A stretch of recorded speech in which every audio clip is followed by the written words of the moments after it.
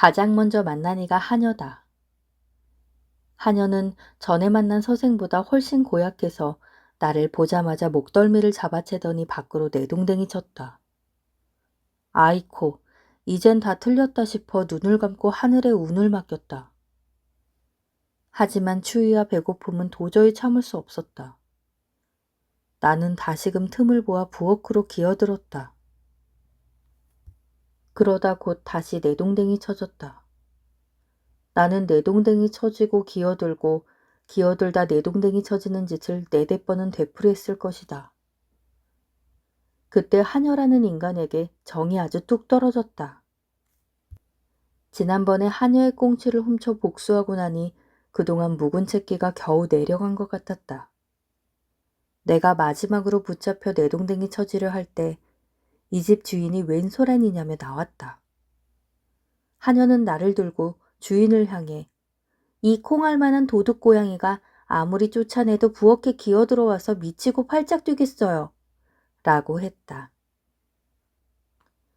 주인은 코 밑에 검은 털을 만지작거리며 내 얼굴을 잠시 바라보더니 이윽고 그럼 그냥 집에 두든지 하고는 안으로 들어가 버렸다. 주인은 말수가 적은 사람처럼 보였다. 하녀는 분하다는 듯 나를 부엌에 팽개쳤다. 그리하여 나는 이 집을 거처로 삼게 되었다. 주인은 좀처럼 나와 얼굴을 맞대지 않는다. 직업은 선생이란다. 학교에서 돌아오면 종일 서재에 틀어박혀 나오는 법이 없다.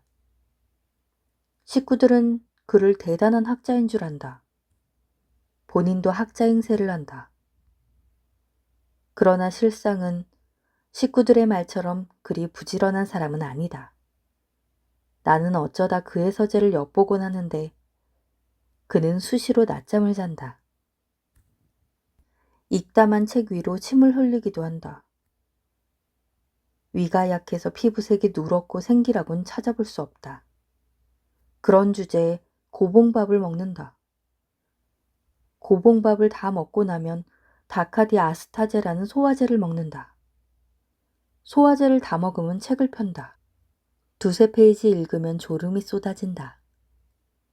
책 위에 침을 흘린다. 이것이 매일같이 반복되는 그의 일상이다. 나는 고양이지만 가끔 이런 생각을 한다. 선생이란 참으로 편한 직업이다. 인간으로 태어났다면 직업으로서는 선생이 최고다. 이렇게 자면서 할 수 있는 일이라면 고양이라곤 못할 게 뭐냐고. 그런데도 주인은 친구들이 올 때마다 선생만큼 힘든 일은 없다며 이러쿵저러쿵 불평을 늘어놓는다. 내가 이 집에 살기 시작했을 당시 주인이 아닌 다른 인간들은 나를 함부로 대했다. 어디를 가나 걷어차이고 상대해주는 이가 하나 없었다.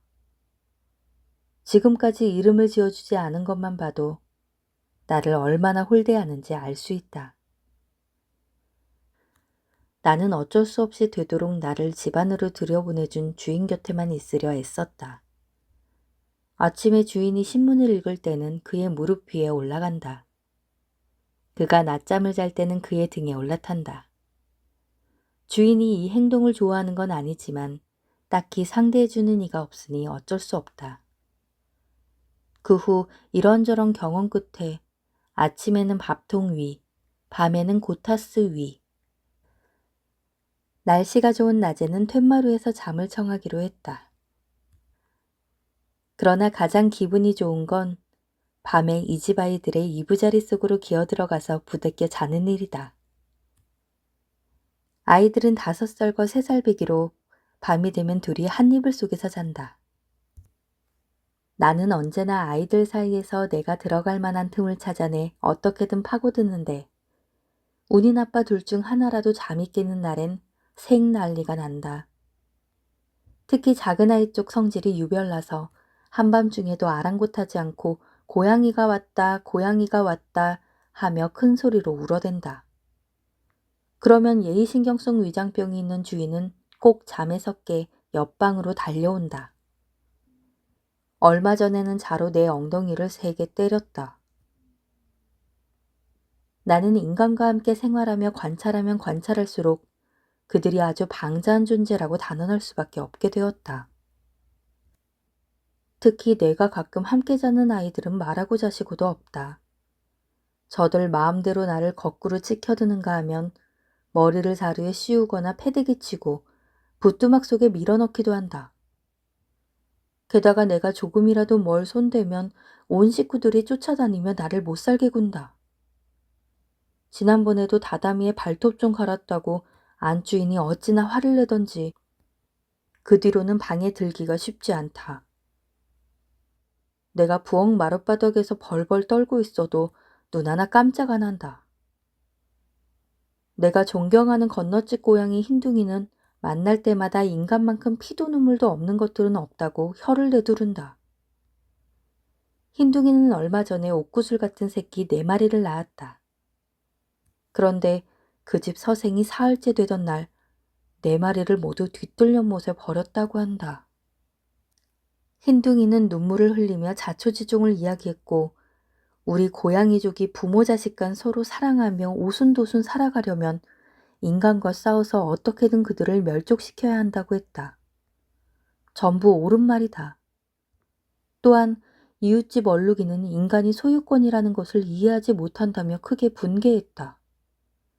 원래 우리 동족 사이에서는 말린 정어리 대가리든 숭어 배꼽이든 먼저 발견한 고양이가 임자다. 만약 상대가 이 규칙을 어기면 완력을 써도 무방하다. 그런데 인간은 이런 개념이 아예 없는지 우리가 발견한 만난 먹이를 본인들 먹겠다며 기어코 약탈해 간다.